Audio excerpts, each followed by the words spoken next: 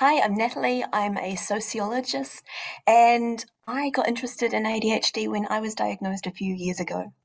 And this set me down a bit of a rabbit hole, as is often very common. But I am in the very privileged position where I could reframe this obsessive investigation as work. So, as part of this, I have been looking into literature around ADHD within tertiary education. I'm particularly interested in qualitative literature, so people expressing their own experiences and saying in their own words what has worked for them. I also tried to use ADHD to inform my own teaching for all of my students. And I think this is particularly important in situations such as these past few years when people have had a lot on their plate, and anything that you can do to help people overcome small barriers and be engaged with topics can really make quite a difference.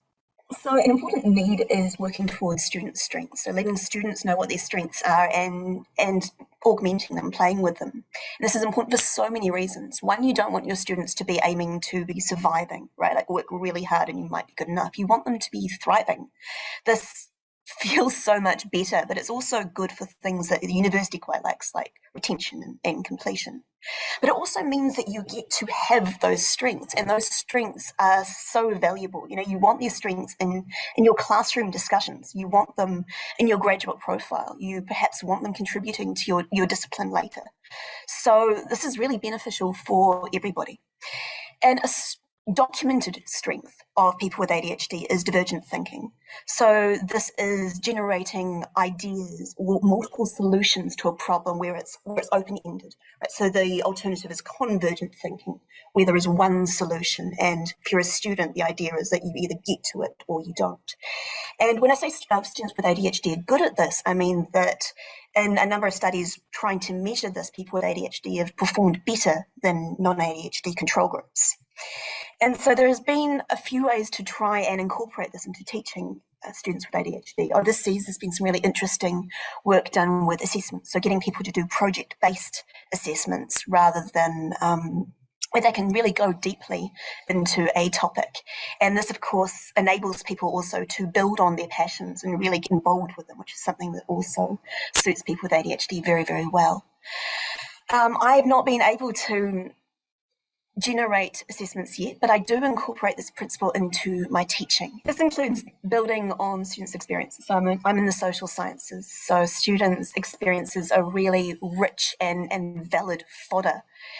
It also involves the use of provocations. So questions, issues that are really important to the discipline or for the subject of that week that are open-ended, right? There's no eventual answer, they're unresolved. So the lecture content itself will give students tools to try and address this, but they are by no means going to encapsulate it completely. So an example of this is in a sociology lecture about going beyond the white middle class founding fathers. And the question we used was, what shapes what you can think? And we returned to this multiple times and multiple discussions over the course of a 2-hour lecture. We had such great discussions. And I can really see students that I know have ADHD contributing really well to this and driving the conversation forward. ADHD students can also bring a lot of enthusiasm to discussion when they are engaged, and it becomes a joy to teach. So you can see in there, and then there's lots of reasons for doing that. You've got these students engaged, they're thinking, but also everybody else is benefiting from their thoughts as well. The conversation is genuinely better than it would have been otherwise, and I think everyone wins because of that.